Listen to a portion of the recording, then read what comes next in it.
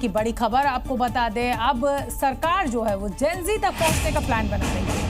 हर दिन एक यूनिवर्सिटी जाएंगे एक मंत्री, छात्रों से संवाद करेंगे, योजनाओं की जानकारी देंगे, अलग अलग विषयों पर छात्रों की राय भी सुनेंगे। 2 केंद्रीय मंत्रियों को ये जिम्मेदारी दी गई है, प्रहलाद जोशी और मनसुख मांडविया को ये जिम्मेदारी मिली है। हालांकि उधर राहुल गांधी जो है वो लगातार छात्रों के साथ संवाद बनाए हुए हैं, छात्रों की मांगों को उठा रहे हैं और अब सरकार ने भी इसी नीति पर काम करना शुरू किया है। यूनिवर्सिटीज के छात्रों की राय सुनने के लिए अब मंत्री जाएंगे। प्रहलाद जोशी और मनसुख मांडविया को ये जिम्मेदारी मिली है। जेन ज़ी के साथ सीधा संवाद सरकार जो है वो बनाने की कोशिश करेगी। महाराष्ट्र में धर्म स्वतंत्रता कानून को सरकार ने नोटिफाई कर दिया है, जो प्रदेश में 28 अगस्त से अब लागू हो जाएगा। लेकिन इस कानून के विरोध में मौलाना जो है वो अपनी नाराजगी जाहिर कर रहे हैं, क्योंकि महाराष्ट्र सरकार ने कानून में धर्म परिवर्तन के बाद पैदा हुए बच्चों को उसी धर्म को मानने का अधिकार दे दिया है जो उसकी मां शादी से पहले मानती थी, जिसके विरोध में तहरीक मुस्लिम शब्बान के अध्यक्ष मौलाना मुश्ताक मलिक आ गए हैं।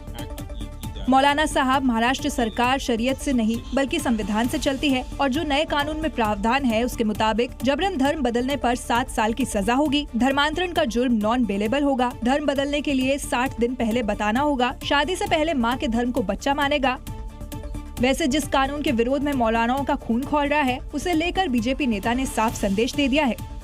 ये संतों की भूमि है महाराष्ट्र, तो यहाँ पर किसी का भी धर्म, लोभ, मोह या जबरन बदलने का अधिकार किसी को नहीं है। ये डर इसलिए मौलानाओं में दिखाई दे रहा है क्योंकि लव जिहाद के बाद पैदा होने वाले बच्चे को बाप की संपत्ति में सरकार ने अधिकार दे दिया है, जो मौलानाओं को डरा रहा है।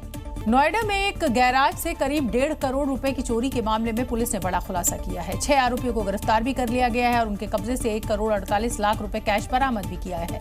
पुलिस ने आरोपियों तक पहुंचने के लिए करीब 500 सीसीटीवी खंगाले।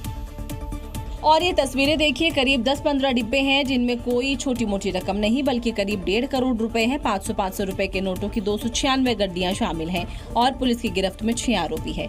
मामला नोएडा के सेक्टर 25 का है, जहां पुलिस ने गैराज से करीब 1.5 करोड़ रुपए बरामद किए। घटनास्थल से लेकर आसपास के रास्तों तक करीब 500 सीसीटीवी कैमरों की रिकॉर्डिंग खंगाली गई थी। पुलिस के मुताबिक गैराज में रखा गया करोड़ों रुपए का कैश लोगों से इन्वेस्टमेंट के नाम पर जुटाया गया था। निवेश में लगाए गए पैसे से मुनाफा नहीं मिलने से वो परेशान थे। इसी के बाद रकम चोरी की प्लानिंग की गई। पुलिस अब ये पता लगा रही है कि इतनी बड़ी रकम के निवेश नेटवर्क में कौन कौन लोग शामिल हैं। स्कूल में मिलने वाला मिड डे मील बच्चों के लिए पोषण का जरिया है, लेकिन बिहार से लेकर हिमाचल प्रदेश तक इसी खाने के बाद बच्चों की तबीयत बिगड़ने के मामले सामने आए हैं। सूरत में भी फूड पॉइजनिंग से एक बच्ची की मृत्यु हुई है और इसके बाद नगर निगम की टीम अब एक्शन में नजर आ रही है।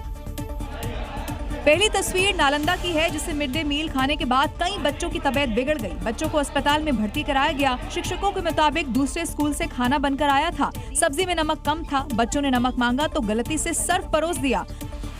बिहार के बाद मनाली में भी ऐसा ही मामला सामने आया, जहां प्राइमरी स्कूल में मिड डे मील में खीर खाने के बाद 38 बच्चों की तबीयत बिगड़ गई। कई बच्चों को कुल्लू रेफर किया गया।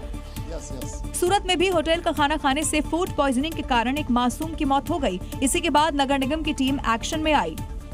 अभी तक तो जो चेक किया है उसमें 1500 किलो से ज़्यादा अनहाइजेनिक फूड है, वो हमने डिस्ट्रॉय करवाया और 15 रेस्टोरेंट है जो हमने बंद करवाई है। इन घटनाओं ने साफ कर दिया है कि बच्चों की थाली में खाना पहुंचाने से पहले उसकी क्वालिटी कितनी गंभीरता से चेक की जानी जरूरी है।